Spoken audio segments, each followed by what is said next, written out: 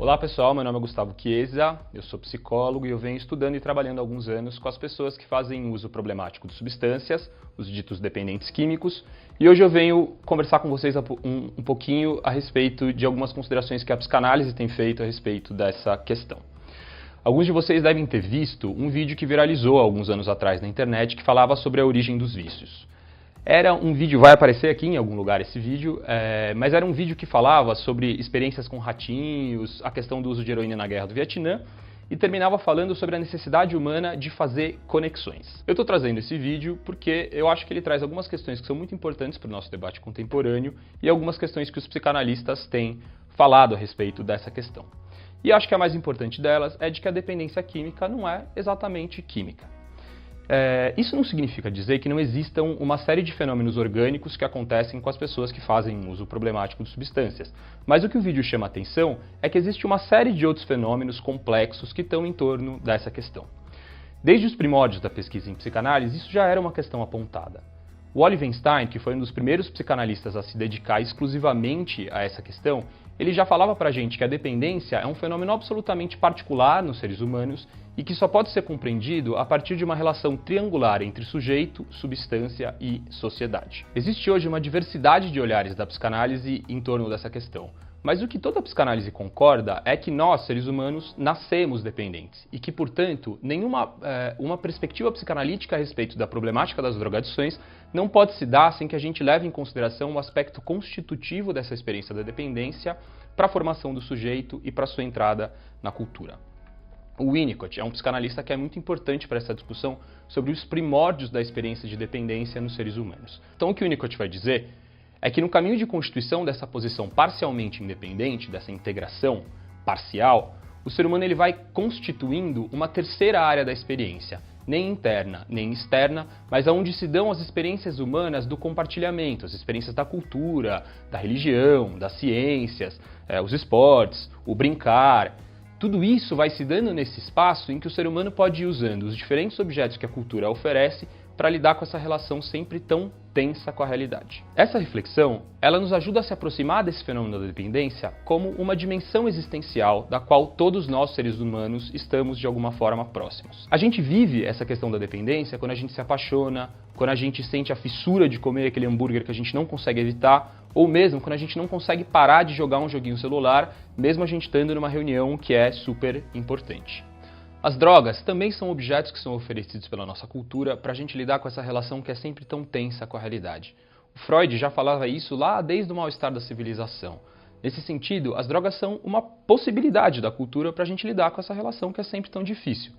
É interessante sobre esse ponto a gente pensar que, historicamente, todos os povos e culturas encontraram maneiras de produzir estados alterados de consciência através do uso de alguma substância, e de que apesar de existirem formas de mediação sociais, regulações desses usos, existem relatos em todas essas culturas dos sujeitos que se perdem nessas relações. Então, o que a psicanálise teria a dizer a respeito desses sujeitos? É preciso que a gente tome um certo cuidado com isso. Em primeiro lugar, porque uma atitude psicanalítica ela sempre vai se dar a partir de uma posição de escuta, e não da posição de um saber inicial. A gente precisa poder ouvir esses sujeitos para então, e através dessa escuta, a gente poder constituir junto a esses sujeitos um sentido para essa experiência.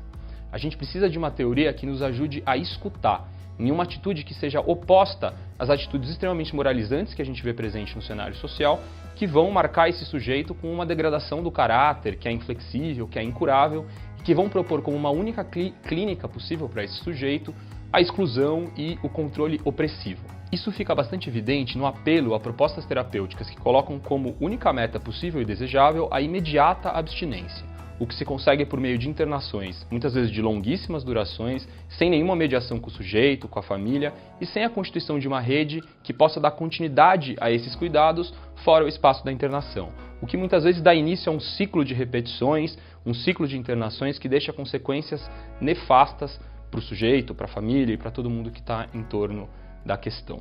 Mas isso não significa que o psicanalista não possa fazer teoria a respeito disso.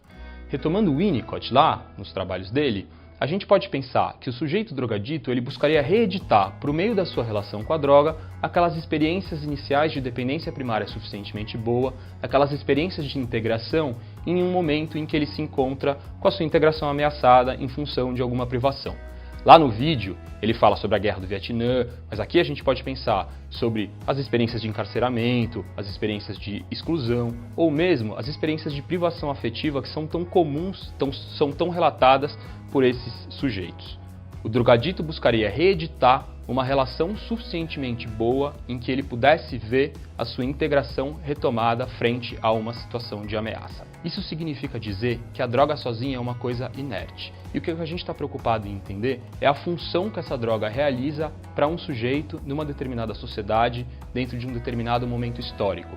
E é sobre essa relação, que é sempre particular, que o psicanalista e a sua escuta irá procurar intervir. Para nós, a abstinência não basta, apesar de que ela possa ser importante para que a gente consiga outros ganhos. A direção da cura estaria na possibilidade do sujeito de se apropriar da sua própria história, de entender as marcas que carregam o seu sofrimento e de compreender a forma como ele se relaciona com seus afetos, com o mundo e com as drogas como uma parte desse. Não é o usuário de drogas que o psicanalista trata, é o sujeito. Foi pensando um pouco nessas questões que surgiu o Embarca, uma proposta de grupos terapêuticos com usuários de drogas que busca oferecer um espaço de compartilhamento e de construção de novos vínculos para que os sujeitos possam refletir sobre as suas relações com o mundo e sobre os desafios e estigmas que se apresentam a partir do momento que eles buscam um tratamento. A gente tem visto um importante movimento da psicanálise saindo dos consultórios e ganhando a rua. E eu acredito que esse movimento é de extrema importância. E eu fico pensando que talvez o trabalho com grupos numa perspectiva psicanalítica esteja no mesmo movimento, só que em um sentido oposto, de afirmar a sua potência também para fora dos contextos institucionais. Nos grupos, os usuários de drogas podem encontrar um espaço em que os seus sofrimentos não são calados, em que eles podem ser ouvidos sem o julgamento moral que eles são escutados em todos os outros espaços e que eles podem ainda se pôr a viajar com as falas uns dos outros, retomando a partir do compartilhamento e desse encontro um espaço de construção coletiva de fantasias, um espaço de compartilhamento de sonhos que muitas vezes se encontra interrompido e encerrado na relação com a droga.